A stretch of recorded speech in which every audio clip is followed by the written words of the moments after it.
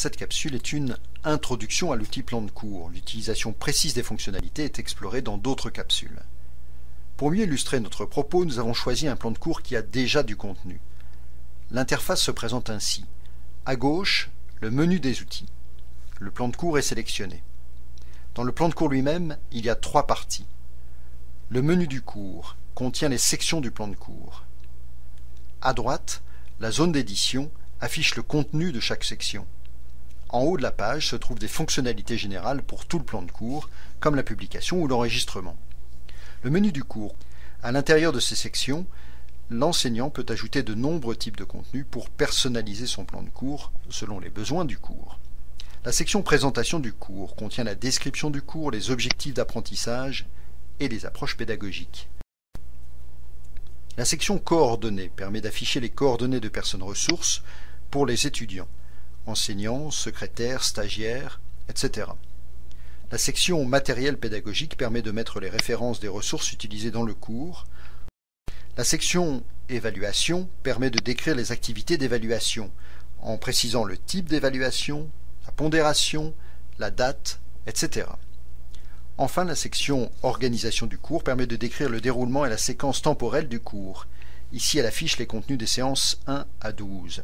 Dans cet exemple, les séances sont regroupées en blocs thématiques. Ainsi, les séances 1 et 2 forment les principes de base du marketing. Utiliser des regroupements est pertinent si votre cours peut être divisé en grands thèmes. C'est cependant une option facultative. Pour illustrer le contenu d'une séance, voici la séance 3. Vous remarquerez qu'il y a une description de la séance, des documents, on peut aussi y mettre des liens vers un des outils de zone cours 2, par exemple remise de travaux. Pour ajouter un contenu dans une section du plan de cours, cliquez sur le nom de la section, par exemple ici matériel pédagogique. Les contenus déjà ajoutés s'affichent dans l'espace édition. Pour ajouter d'autres contenus, cliquez sur Ajouter. Dans le menu déroulant, vous trouvez les types de contenus qui peuvent être ajoutés dans cette section. Texte, documents, hyperliens, références bibliographiques. Des explications plus détaillées sur cette fonctionnalité se trouvent dans une autre capsule. Cliquez sur la petite flèche entre les deux espaces pour agrandir l'espace d'édition. Cliquez à nouveau sur la flèche pour afficher le menu du cours. Passons maintenant à la barre de fonctions en haut de la page. Le bouton Accueil ramène à la page d'accueil du plan de cours dans laquelle par défaut Présentation du cours est sélectionnée. Affichage permet à l'enseignant d'afficher tous les éléments de toutes les sections ou d'afficher les nouveautés depuis une date choisie. Les nouveaux éléments sont alors surlignés en jaune. Le bouton Enregistrer vous rappelle qu'il faut enregistrer les modifications apportées au plan de cours. Une sauvegarde automatique, cependant, a lieu toutes les 5 minutes.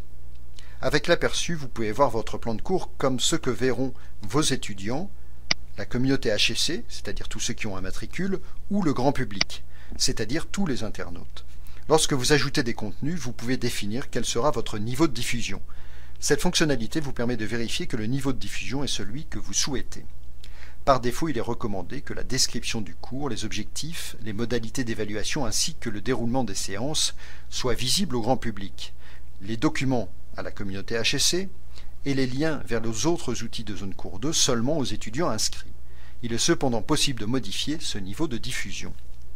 N'oubliez pas de publier votre plan de cours, il n'y a pas de publication automatique. Avant publication, vos modifications sont invisibles par les étudiants. Une fois publié, le nouveau plan de cours est immédiatement visible. Il est cependant possible de le dépublier grâce au gestionnaire de plan de cours.